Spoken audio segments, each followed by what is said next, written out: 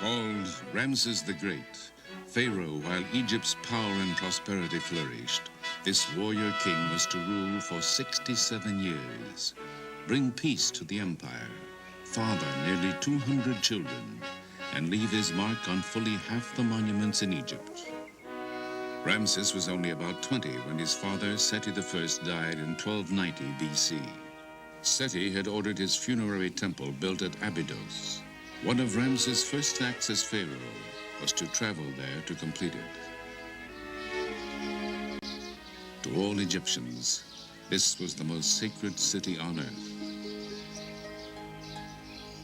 Here, drawn by some mystical identification with Abydos and the long-dead pharaoh, an extraordinary woman known as Omm Sety was to come 3,000 years later. With a group of fellow Egyptologists, she celebrates her 77th birthday. To you. Happy birthday, Omm Sety. Happy birthday to you. Well, thank you very much. How many? Not exactly. You certainly made it a happy birthday. Make a speech. Make a speech. Oh, how lovely. Oh, I am. I'm afraid it was a mass-produced one, but... Yeah. Never mind, that won't matter. My heart, my mother, my heart, my mother, my heart, whereby I came into being. Do not stand up and witness against me at the judgment. I think that's the text. It should be. You've got it. Oh, thank you very much. To Omm Sety at her 77th, on her way to 110. Thank you. Let us drink to our dear old friend Ramses II. Born Dorothy Eady in England, she says something called her here from the time she was a child. She came here 50 years ago, married an Egyptian, and had a son whom she named Seti. From then on, she was known as Omm Sety, which means Mother of Seti. She has devoted the last 30 years of her life to the study of Seti I's temple and become an expert on him and Ramses II. Ramses tells that he came to Abydos alone, you see, in the first year of his reign after his father was dead.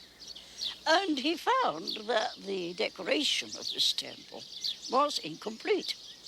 In the inscription, he says that I ordered the work of my father to be completed, and all the works which my father had started and were still incomplete, I had them finished.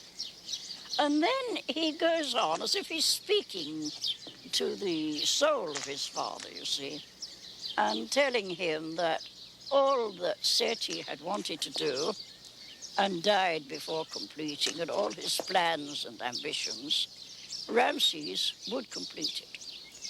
And he said, so long as I am ruling, it will be as though you are still on the throne. He was a nice fellow, and he was a very good son. When Omm Sety came here for the Egyptian Department of Antiquities, the temple was in ruins. Its reconstruction became her passion. They confronted me with a pile of fragments of inscribed stone. There are over 2,000. Some are very small, some are very big. My job was to copy the inscriptions on them, catalogue them, and where possible, fit them together.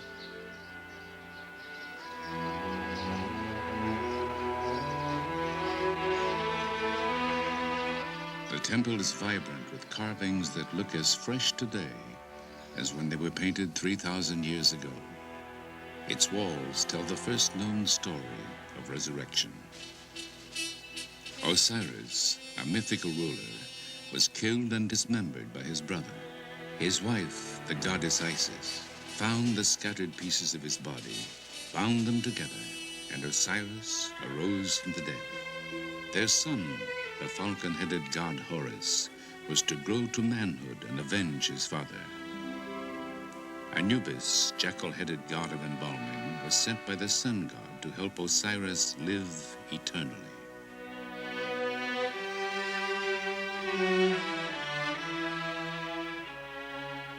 The Egyptians believed that because Osiris died and rose again, they too could achieve immortality. Worshipping Osiris, Seti assures his place in the afterlife. Offering incense, the pharaoh worships before the bark of the sun god, Amun-Re.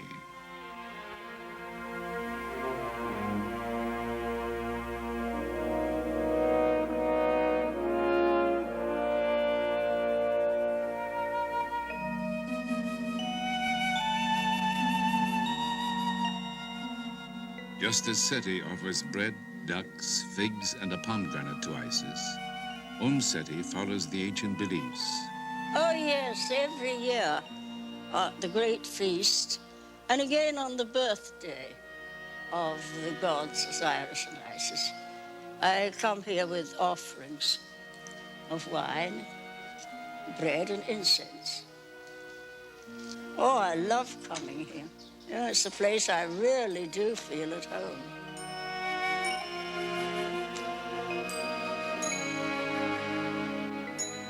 Three days after this filming was completed, Omm Sety died. She was buried in Abydos, Egyptian city of resurrection.